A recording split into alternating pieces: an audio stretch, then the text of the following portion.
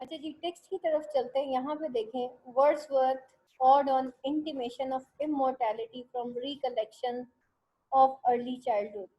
ठीक है, उसने रूह की लाफानियत की आगाही पर नज़म लिखी है। अब इसमें देखते हैं, the child is father of the man, कि बच्चा जो होता है यहाँ पे वो कहता है कि is father of the man. अब यहाँ पे एक्चुअली बचपन की यादें जो होती हैं वो पूरी ज़िंदगी इंसान को याद रहती हैं, उसकी रहनुमाई करती हैं। और वही यादें होती हैं जिसकी बेस पे एक मैन जो है वो मेच्योर होता है। ठीक है, अपनी यादों की बेस पे, अपनी बचपन की बेस पे एक इंसान जो है वो मेच्योर होता है। And I could wish my days to be bound each to each by natural piety. और वो कहता है कि मेरी विश है कि वक्त गुजरने के साथ साथ जो है मेरी जो ज़िंदगी है वो हमेशा इस नेचुरल पार्टी यानी कि इस फितरत के साथ, इस नेचर के साथ, यानी कि जो एक नेचर है इंसान की उसके साथ वो मतलब इन बॉन्ड रहे, वो बाउंड रहे। There was a time when meadow grove and stream. और वो कहता है कि एक वक्त था कि जब मीडो ग्रोव और स्ट्रीम जो है, the earth and every common side, earth और एवरी कॉमन साइड उसको कैसी लगती थी बचपन की, वो बात करता है। To me did seem a parallel in celestial light. मुझे ऐसे लगता था कि हर चीज़ पैरेलल है, इन सेलेस्टियल लाइट है। हर चीज़ जो है वो सेलेस्टियल लाइट, वैसे तो आसमानी नूर को कहते हैं और यहाँ पे सेलेस्टियल कहते हैं हेवनली को। तो हर वक्त वो कहता था कि मुझे वो हेवनली लाइट जो है वो नजर आती थी, यानी कि उसके अंदर एक स्पिरिचुअलिटी थी, the glory and freshness of dream. और उसको हमेशा जो है वो जब चाइल्डहुड में था तो वो ग्लोरी और फ्रेशनेस में छाया रहता था। It is not now as it has been of yore. और ये वो कहता है कि ये अब की बात नहीं है, ये उस वक्त की बात है। Turn whether whatsoever I may, जबकि मैं मतलब अपनी नजरें घुमाता था, बाय नाइट और डे, चाहे दिन हो या रात हो। वो कहता था कि मतलब मैं अपनी जो चाइल्डहुड जॉयज है उसको खूब एंजॉय करता था। The things which I have seen now can see no more. वो कहता है कि वो चीज़ें जो मैंने बचपन में देखी अब वो मुझे नज़र नहीं आती। The rainbow comes and goes.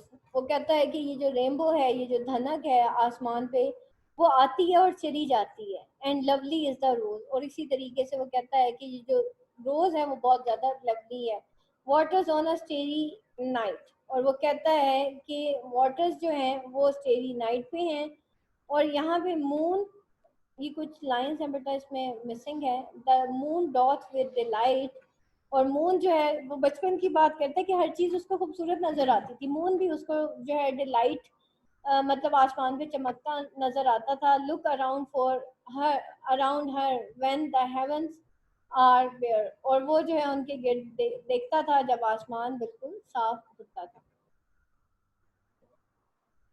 Waters on a स्टेरी night. और पानी नजर आता था जब चांद और सितारों का अक्स जो है वो पानियों में पड़ता था। Are beautiful and fair. और वो ब्यूटीफुल और फेयर था। The sunshine is glorious but yet.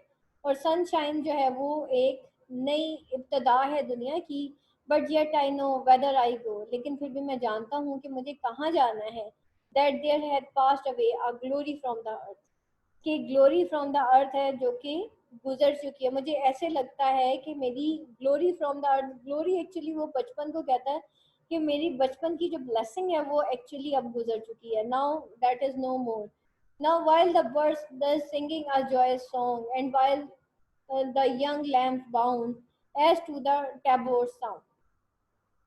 वो कहता है कि अब जब बर्ड्स जो हैं वो भी जो है सॉन्ग सुनते हैं और जो है ये जो लैम्स हैं वो भी बाउंड हैं, यानी कि उछल कूद करते हैं। एज टू टैबोर साउंड, जब ढोल की आवाज़ आती है या ड्रम की आवाज़ आती है। To me alone there came a thought of grief. लेकिन मुझे एक थॉट ऑफ ग्रीफ आती है, यानी कि मुझे थोड़ा सा दुख होता है, मुझे एक दुखी एहसास होता है। Timely utterance gave the thought relief. और तो मुझे जो है वो टाइमली अटरेंस यानी कि वो जो पुरानी चीज़ें याद आती हैं तो उससे थोड़ा सा रिलीफ मिलता है। And I again am strong. और फिर मैं दोबारा से वो बचपन की यादों को याद करके दोबारा से जी उठता हूँ।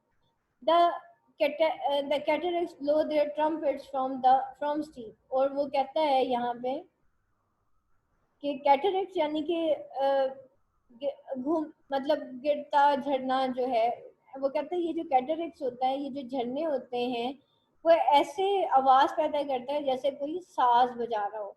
No more shall grief of mind the season wrong, और वो कहता है कि no more shall grief of mind, कि मेरा जो ग्रीफ है वो इतने खूबसूरत हालात को मतलब नहीं गलत कहेगा, लेकिन मेरा दुख इस किस्म के खूबसूरत हालात को गलत नहीं कहेगा।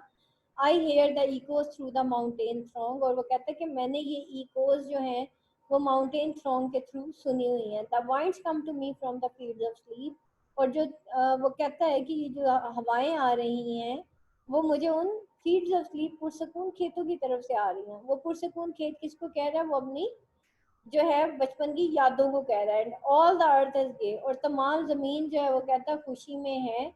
लैंड एंड द सी, यानी कि वो जो बचपन की यादें हैं वो एक्चुअली मेरी हर चीज को ताज़ा कर देती हैं।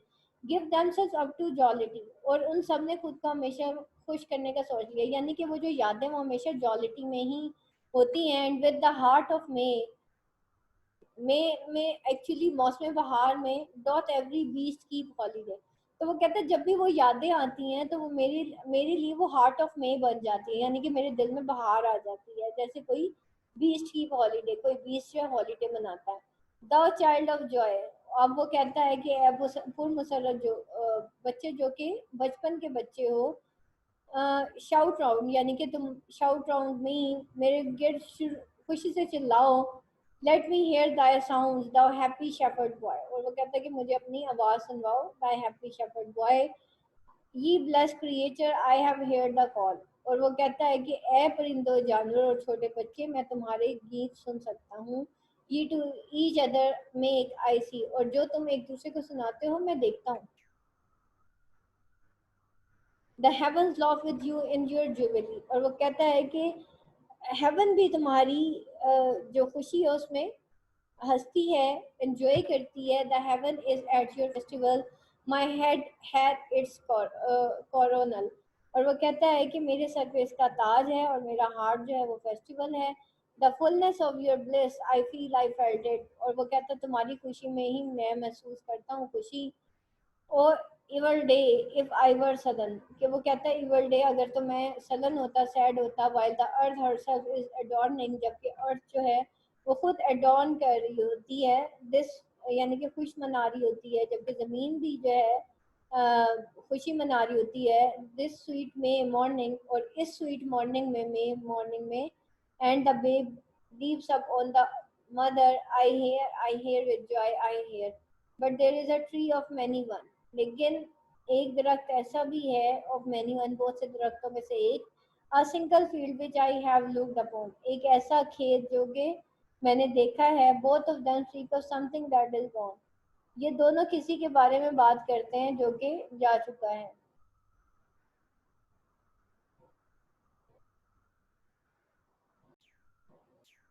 फिर वो यहाँ पे कहता है, अब यहाँ पे वो इन सारी जो मेमोरीज है ना वो अपनी बचपन की यादों को कह रहा है कि अब जब मैं एक मेच्योर मैन बन गया हूँ तो ये सारी बचपन की यादें हैं जो कि मुझे सॉलेस देती हैं।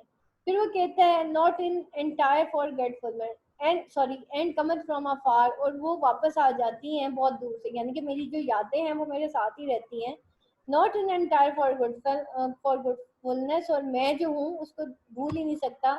Not in utter nakedness but trailing cloud of glory do we come, लेकिन वो कहता है मैं इससे ज्यादा कुछ भी नहीं कह सकता, लेकिन ये कि वो जो है ट्रेलिंग क्लाउड्स ऑफ ग्लोरी है, यानी कि बादलों में वो छुपी हुई एक ग्लोरी है। डू वी कम, जिसके साथ हम आते हैं from God who is our home, और वो जन्नत ही है जो कि हमारा होम है।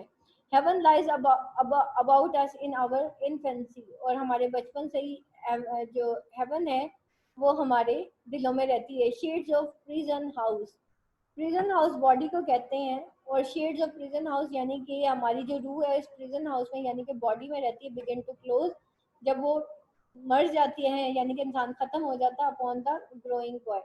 But he beholds the light and where it flows. He sees it in his joy. The youth who daily farther from the east must travel still is nature's priest, and by the vision splendid is on this away attended. At length the man perceive it die away and fade into the light of common day। और at length देखा जाए तो इंसान जो है अपनी जो भी जवानी होती है आखिरकार वो ख़त्म कर देता है और फाइनली उसकी डेथ हो जाती है और फिर वो fade into the it die away, यानी कि इंसान जो परसीव करता है, सॉरी, जो उसकी जवानी होती है आखिरकार वो गुजर जाती है और वो बूढ़ा हो जाता है and fade into light of common day. Common day actually बुढ़ापे के दिनों को कहते हैं और वो फिर फाइनली उसकी जो जवानी है वो बुढ़ापे में बदल जाती है।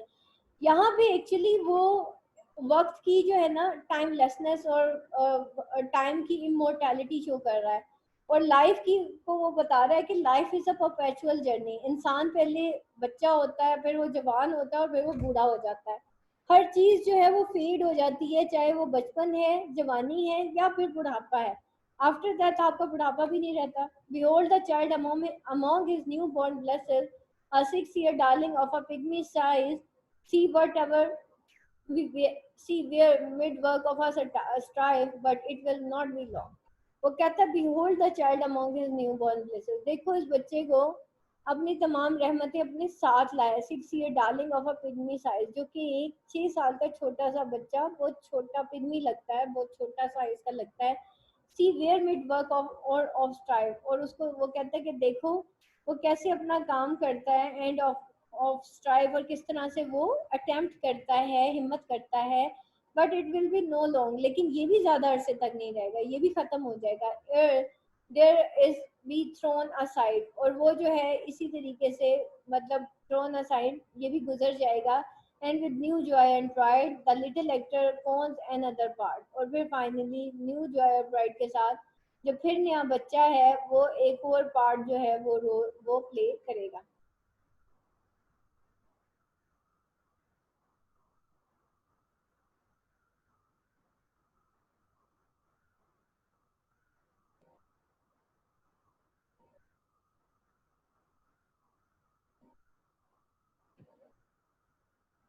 द लिटिल एक्टिकॉन एंड अदर पार्ट, वो कहता है फिर ये लिटिल छोटा सा जो बच्चा होता है ये एक और किरदार अदा करता है, एक और एक्ट करता है। Feeling from time to time is human state, और आहिस्ता आहिस्ता अपने मुख्तसर मिजाज से वो पूरी जिंदगी पे मतलब छा जाता है विद ऑल द पर्सन, उन तमाम अफराद के साथ down to pale seed age, जो कांपने वाले हैं, यानी कि जो बूढ़े लोग हैं उनके पास फिर ये शख्स जो है वो भी आ जाता है। Dead life bring with her in her equipage, और फिर फाइनली जो है लाइफ जो है उसको अपने इक्विपेज के अंदर ले आती है, यानी कि अपने पिंजरे में ले आती है। As if his whole vocation were endless imitation, जैसे कि वो अपनी सारी जिंदगी में जहाँ वो एक दूसरे की ज़िंदगी से मतलब एंडलेस लिमिटेशन, तो उसने जैसे अपनी पूरी ज़िंदगी, इंसान को जब वो ज़िंदगी जो है इस तरीके से एपिकेज कर लेती है, यानी कि कांपने वाले हाथ जो है मौत के हाथ उसको पकड़ लेते हैं,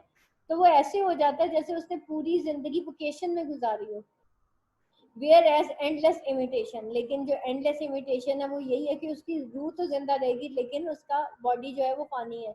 the whose exterior semblance doth belie thy soul immensity, you best philosopher who yet dost keep thy heritage, thou eye among the blind, that deep and silent reads the external deep। और वो कहता है the best philosopher, तुम वो best philosopher हो who yet dose keep Dai heritage, जिसने अभी तक ये अपना हेरिटेज जो है संभाल के रखा हुआ है। दाउ आई अमोंग द ब्लाइंड, तुम्हारी आई जो है वो अमोंग द ब्लाइंड है। That deep and silent reads the eternal deep, जो कि डीप और साइलेंस यानी कि जो कि बहरे और गूंगों को बहुत गहराई से पढ़ लेती है, यानी कि तुम्हारी जो आंखें हैं अमोंग द ब्लाइंड है, यानी कि उसके कहने का मतलब है कि बहुत सारे ब्लाइंड में एक तुम ही अक्लमंद हो। दस डीप एंड दस silent readers all eternal sleep, और तुम जब उनको कुछ सुनाते हो तो वो सुन लेते हैं।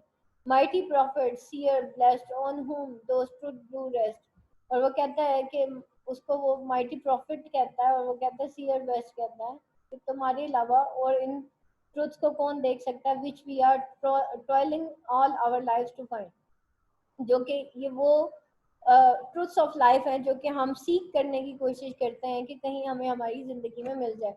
The over whom thy immortality broods like the day। और वो कहता है कि मतलब द ओवर दाई मतलब अमास sorry the over whom thy immortality, तो जो हम पूरी जिंदगी में जो है अ, अ,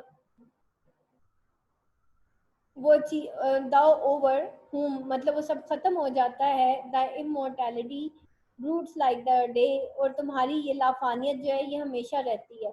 a master over a slave, तुम फिर मास्टर ओवर अ स्लेव होते हो, यानी कि वो जो सोल होती है फिर वो मास्टर ओवर अ स्लेव होती है। A presence which is not to be put by thou a little child, और अ प्रेजेंस तुम्हारी एक प्रेजेंस है जो कि जिससे तुम कभी भी छुटकारा नहीं पा सकते। दाउ लिटिल चाइल्ड, तुम छोटे बच्चे हो, yet glorious in mid night of heaven born freedom, जो कि ग्लोरियस था in mid night of heaven born freedom on beings hide, यानी कि जब बच्चा पैदा होता है वो फुल ऑफ फ्रीडम पैदा होता है, बींग्स हाई मतलब जो मर्जी करता है, by with such earnest pain डॉट द प्रूव, और वो कहते तुम इतनी अर्नेस्ट पेन के साथ तुम अपने आप को क्यों प्रोवोक कर रहे हो, हिला रहे हो, this the years to bring the inevitable job, और वो ईयर्स जो हैं वो लेके आते हैं इनएविटेबल जॉब, यानी कि हर साल जो है सालों साल नई नई आजमाइशें आती हैं, इनएविटेबल यॉक आते हैं,